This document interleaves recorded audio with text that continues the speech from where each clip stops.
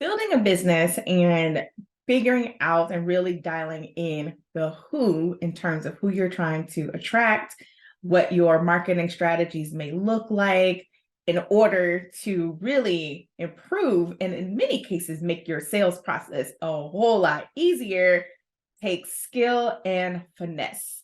And let's not add changing market conditions, shifting your audience, pivoting in your business, and it can lead to a lot of angst and anxiety. I'm Dr. Nadia, founder of the Doing In Agency and creator of Straight Talk About Sales with Dr. Nadia. And I am so excited for my guest today. Her name is Katie Craig. I'm so excited. So let me read you her bio. Katie is a highly experienced graphic and web designer, entrepreneur, and coach. She founded Momentum Concepts in 2006, a marketing company that specializes in helping small business owners combine creativity, mindset, and strategy to achieve their goals. Her clients value her as a technology healer. Thank you, Katie. Who expertly guides them through the ever-changing facets of digital integrations. Katie has a deep passion for working with solopreneurs within the holistic community who are intuitive, awakened, and seek to scale their business while maintaining their trust and their intuitive guidance. She offers personalized one-to-one projects, customized packages, virtual courses, coaching, and group programs to help her clients achieve success. Katie calls Charlotte, North Carolina home, where she lives with her husband, daughter, and two grumpy cats. She loves to spend her free time cooking, reading, and seeking adventure in the great outdoors through activities like hiking, ziplining, kayaking, and paddleboarding. Her commitment to exploring new and creative ways to bring joy to all aspects of her life is a testament to her innovative and forward-thinking mindset, which she brings to her business as well. And I am so excited to have her as a guest today on this podcast episode. So tune in.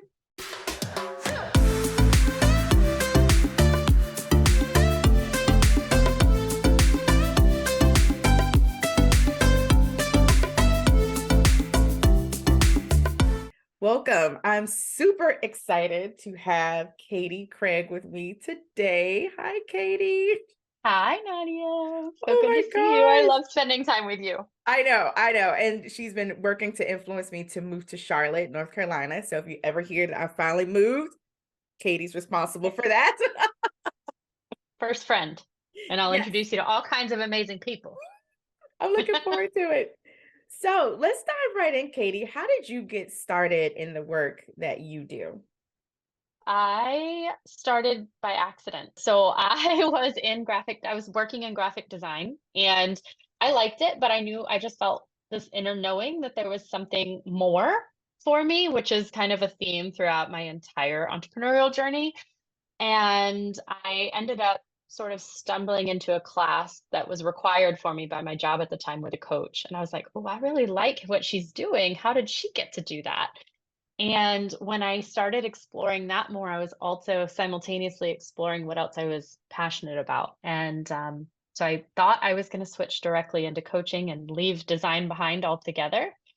And then the two just kind of naturally emerged. I didn't really mean to I joke that I didn't mean to start a business. I went to coaching school, got my certifications, loved every bit of that and thought, well, maybe I'll just start a little side gig and see how it goes. And Mm-hmm. then that grew, and then my two talents between design and coaching merged together, and I was doing traditional healthcare marketing at the time and decided that wasn't my passion, and that might be why I wasn't enjoying it as much as I should have been. So Mm-hmm. I, only made a subtle shift really when you look at it, but it felt huge at the time into working with holistic businesses. And that became my focus. And I started doing web and print design for them, and then providing the coaching support on their marketing and how to get their word out there. And that fulfilled me so much because I believe so much in what they do. So getting out there and helping them get their word out bigger allowed me to then inspire the world more through them, which makes me I feel really good. I love it. I love the work that you do. I'm excited. Thanks. I do Also had too. notes like, oh, I need to call Katie. Separate Ah, from this, but focus, Nadia, focus. yeah, later. I'll So talk to I you later. often say that sales and marketing go together like peanut butter and jelly. So Yeah. I know you do a lot with the marketing and the design side, but can you share with us your current relationship with sales and how you feel about it? Yeah, absolutely. So it's funny, we just prior to hitting record, we had a quick talk about like kids and how they change things.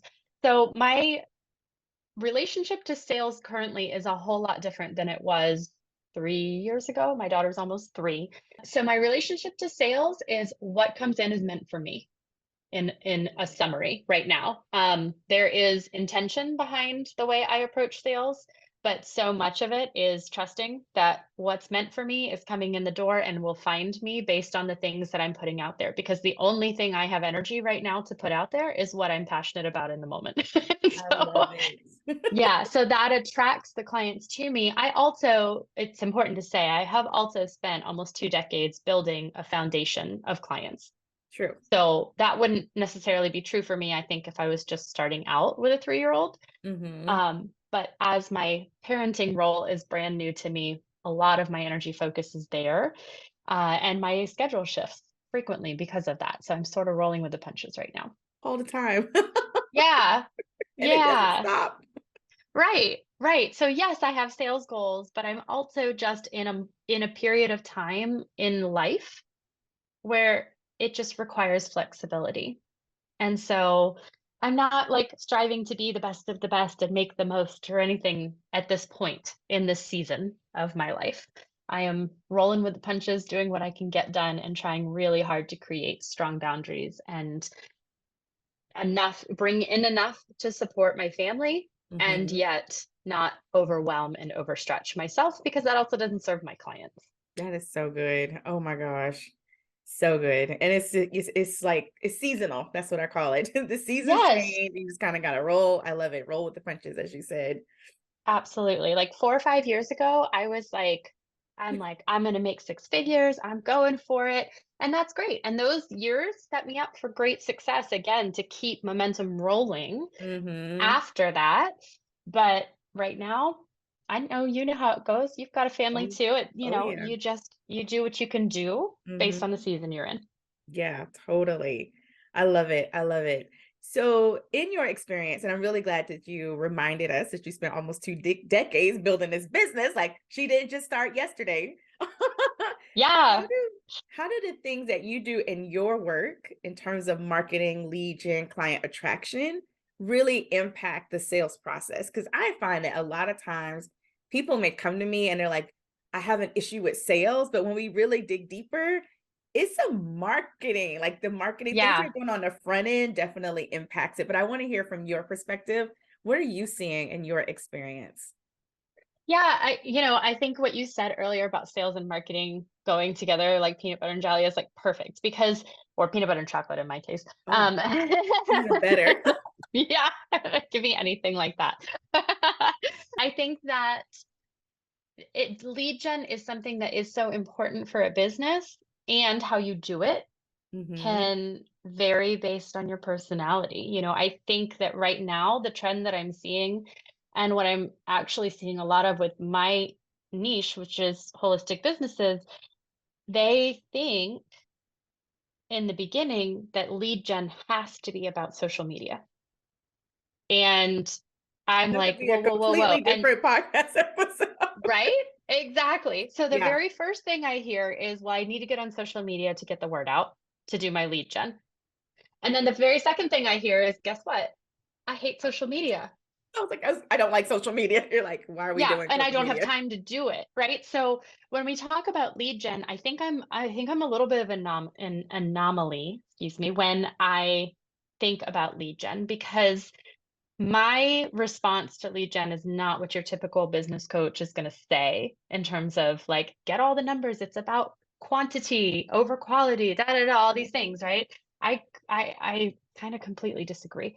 I do think that the quantity is like I see you over there like eek. Yes, yes, yes. um quantity can help. Mm-hmm. Okay, let me like start this where I'm about to go with that. But it's not everything. You can spend a ton of time getting a lot of viewers, but if they aren't qualified for you, then you're spending a ton of time spinning your wheels and wasting your time. So if you're just popping social media out there and it's not doing anything for you, or worse, if you're paying somebody to do your social media and it's not bringing in clients, stop. It's not your avenue. And this is actually something I've learned from my clients over the year. This is not something that I was taught. I have done so much study and learning just generally through the work I've done with my clients.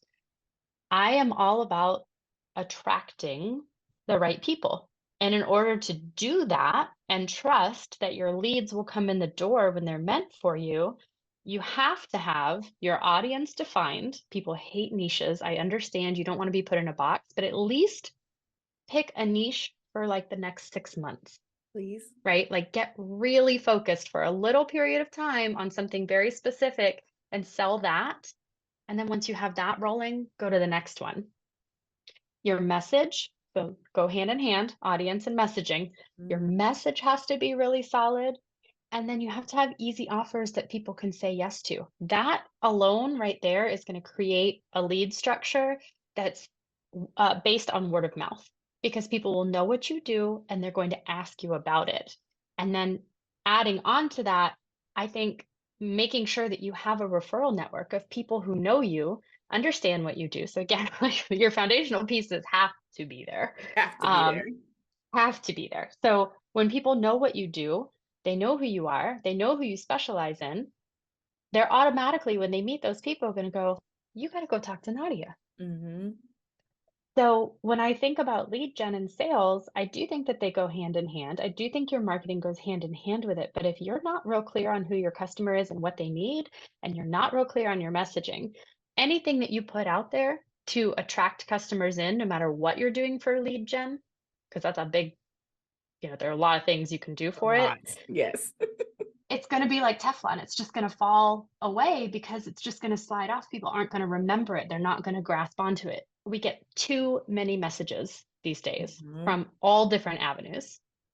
So you have to figure out the way to stand out by directly speaking to your clients. Oh my gosh. Mic drop. I love it. I totally agree. And I can just tell you in my work, I hear it all the time. And we still do some event sales support. So we have a Mm. lot of conversations with people. And I cannot tell you, Katie, the number of times people are like, I'm doing all these things with social media. I hate social media. And I'm like, why are we doing things with social media? Like, I why? know. It has become, social media has become synonymous with marketing. And you know what? It's a great visibility tool. And some Mhm. people can leverage it really well, but you have to have the right personality and you also have to have the technical know-how to really make social media work for you. Totally. Oh my goodness. I love that. So speaking of audience and messaging, one of the things that I'm seeing and experiencing, so this one is a little personal, is what advice do you have, especially for, more established businesses when we wake up one day and we shift our audience, or we're deciding to work with a different audience or roll out a different type of offer. How do we do that in a way that doesn't, completely disrupt the business? Like, how do we make that transition to still attract that right client? All right. It's a big question. So let me organize my thoughts here because at the core, let's talk about the core Okay. of your business. So no matter what niche you're serving, the core of your business, the business foundation, is likely going to remain the same. True. So if you were to strip away what you were doing and look at how you want to do it, you are probably serving people in the same way, even if they're different people this time around. Does True. that make sense? Mhm. So the first thing is don't panic. Right? Too late, Katie. No, I'm just kidding. We don't like change. We don't like change. It's not fun. First, some people love change. I am not one of those people. So when we shift, when we make a transition, the first thing I think is don't panic. The second thing is root into what you know. So Mhm. strip back to the bare basics of your business. What were you setting out to do in the first place? how were you setting out to serve people, and what were your core fundamental values? Those three things Yeah, are probably the same I love still. it.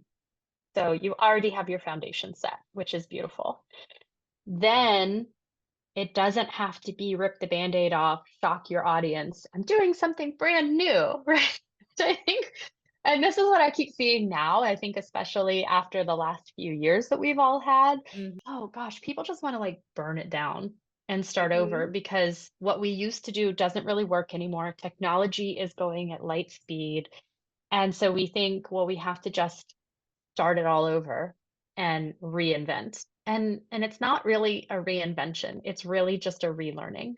And so if you were to think about, and it could be as many phases as you want, but if you were to pause and think of like 3 to 5 phases that you could educate your clients through to Ooh, the new type of prospects that you were trying to attract, don't leave your existing clients in the dust. Help them make the transition if they still apply. And if they don't, help them transition to somebody else. love that.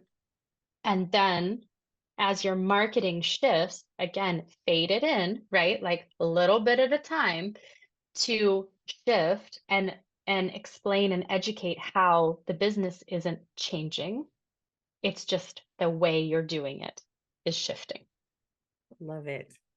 I love it. Doesn't, yeah, it doesn't have to be this big dramatic thing. I mean, you can do a big dramatic reveal if you want, but most of the time, I mean, I've shifted, I don't even know how many times over the last 2 decades, but my core is always the same. I'm always focused on helping my clients gain momentum. Yeah. Whatever area of life, business, career, whatever that's in, I could do, I probably won't, but I probably could do relationships someday if I wanted to, you know. But it can be a new offer. It can be a whole new audience, but always go back to those foundations. Who's your audience? What's your message? What's your offer structure? Those are foundational basics that we have to, as business owners, revisit at least once a year. True. True. I love it. So I know we talked about shifting, we talked about client attraction, we talked about social media. Mm, Let's talk a little bit, if you will, about what are some of the options? Like, I know we talked about it doesn't have to be, and I feel like there are probably some of my listeners who are not big fans of social media because I hear it a lot. What are some of the alternatives? Because to your point, social media has kind of become synonymous, especially for small businesses, with marketing. And then you're like, I have a small business, I want to grow, I want to get the word out. Social media isn't necessarily my jam. So what do I do? Because I feel like some people feel like they don't have an alternative. yeah, I know it's hard to know because social media can be the biggest direct connection to potential clients. But it's also very noisy. It's a very noisy space. So I think you have to look at what is your personality conducive to. Are you a vocal person? Do people need to hear your voice to be drawn into you? Do people need to read? Are you a storyteller? Do they need to read what you have? So the very, I don't have a direct answer for you, I guess is what I'm trying to say, but I will give a couple of options. So the first thing is learning how are you best able to communicate your message. So typically I see that fall into like audio, video, writing, Mhm. one of those Mhm. three usually. Then you want to look at the channels that can support that and then start to create a content calendar for those channels. I also always, always, always have my clients look at collaboration sources and referral sources. Ooh, I love that. So those two things right there, I mean, like attracts like, right? So you're Mhm. already surrounding yourself by people and business owners that you like, love, and would be honored to work with. So why are we not tapping into those more? Right. Exactly. So when we can pull those pieces together and revisit that frequently, and then add on the different channels of marketing that allow us to reach our customers, and there's so many ways that you can expand that. And Mhm. yes, you can use social media to support it, but it doesn't have to be the only channel. And also, I think it's really important to remember, and I hope everybody listening knows this and has thought about this and hopefully has heard it somewhere, but it's really important to remember that our social media channels are going to shift and change. Facebook has already shifted and changed. They say TikTok may or may not be sticking around. They're Right? trying to do all this legislation around it. Who knows what that's going to do? Instagram is shifting and changing too. There's definitely changing. Yeah, so I think, we have to look at the fact that the followers that we work so hard to gather are meaningless if a channel goes away and we haven't figured out a way to keep them on our list. True. So true. Yeah. I So I think a it's part about, of this, and I love what you're sharing, Katie, because I agree. And I love it when you're like, I'm going to go against what conventional well, wisdom. I'm like, yes, please, please. But I think a part of that, and tell me if you agree or not, comes with trust. And I think sometimes when we're in business, we don't always trust ourselves to say, like you said, like, this is my personality. This is kind of how I would want to build it and seek support around that versus someone said, I have to do it this way. That's completely out of alignment with who I am. So, how do we build more of this self trust in our marketing and even in our sales processes? oh gosh, that is one of my favorite questions. It's such a good question. I am such a believer in listening to your intuition. And and I'm just going to give a couple of examples to kind of illustrate the idea of this, which is exactly what Perfect. you're talking about, is learning how Yeah. to trust yourself.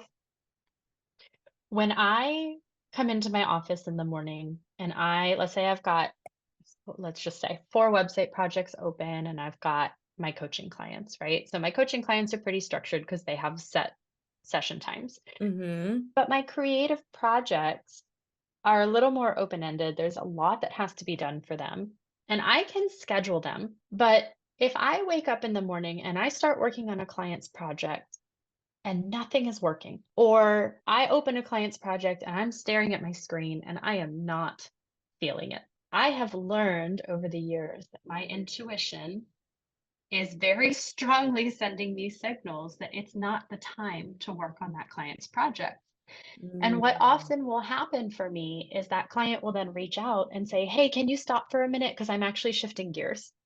And so if I Mhm. had taken that day to work on it, I would have wasted all of that time because they actually shifted gears and wanted to do something different or go in a different direction or change their color scheme or whatever it happened to be, right? Right.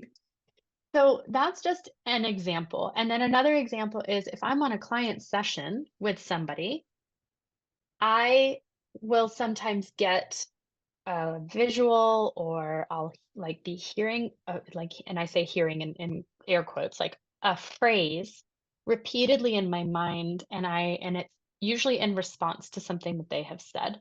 And so Mhm. I really have to trust my intuition to pause and say, I just keep coming up with this idea or this thought or this process for you. Does this mean anything to you, and can we use it? And usually it's pretty spot on. Yeah. And also there are times when I will just be thinking of somebody that I had a connection with, and they will come up in my mind over and over and over again. And I don't know why. And so I'll just pop them an email, or I'll connect with them on social media or whatever it happens to be and just say, "Hey, you've been on my mind. Is everything good?" And usually at that point, they've actually also been thinking about contacting me I for love it. any number of reasons. So I think that listening to our intuition and our gut on how to run and grow our businesses is super important. And also listening to our gut and our intuition when we learn, because we're as business owners, we're always learning. Let's be honest. We have a Always. million ideas and we're always learning. And it's one of our downfalls because it takes up so much energy, but it's also one of our greatest gifts, right? Yep. So as we are out there learning and growing, if you learn a way to market or to implement that's the thing that you have to do, again, I'm using these air quotes, the thing Mhm. that you have to do an intuition check. Does this feel right for me?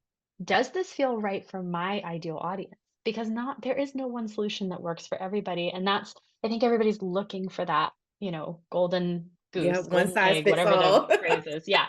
And they want something that's going to work and fit for them and be the magic key. And there is no such thing. No such thing. you have to create it for yourself. You have to create your own process, what works for you. So that I think takes intuition, takes trust of yourself to trust that the way that you prefer to communicate is the way that your audience will also likely prefer to receive your message. I love that. Thank you. Thank you, Katie. This has been so good.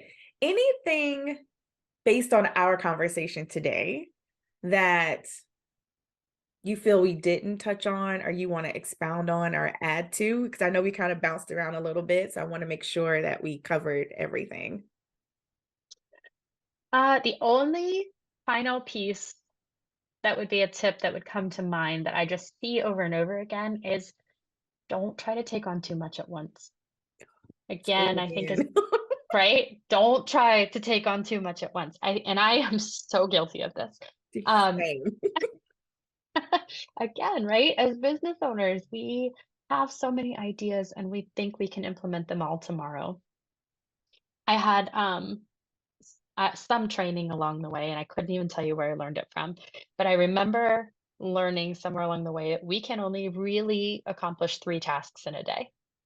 And I went, oh, I can do way more than that. I know, I'm like, excuse me, have you met me? Yeah. Totally. I Yeah. can do more than three. Right. And I started looking at that and I realized, no, you know what? If I set three, and they can be bigger things that are broken down Mhm. into a lot of little tasks, but if I set 3 things a day to get Yeah. accomplished, that Yeah. actually feels really, really good and creates some space. And I have learned over the years, back to your question about trust, trusting the process and the timing of how long something takes to get out there and how it is revealed to the world is really paramount to my satisfaction as a business owner. True. So, yeah, I would just say just be cautious about how much you take on at any given time. You have an endless amount of time to grow. I think I probably needed that reminder today. I am super guilty on a lot of those things, taking on too much, trying to get things accomplished. And I also think I really love when you talked about like self trust, because there are those times when I have the same thing, like I'm maybe working on a project or pulling together like training or working on, on sequences or whatever. And I've had those moments where I'm like, this is not working, but I want to go by Nadia's schedule. I'm like, Mhm. I allotted this time to work on this now. And my brain is like, no, ma'am. And then, like you said, someone will call or something will happen. And it's like, oh, and to build Yeah. in more white space. Like I'm really in this season of Nadia, you don't have to try to force yourself to be doing all of these things for 8 hours straight every day. Like, what is wrong with you? Like, stop it.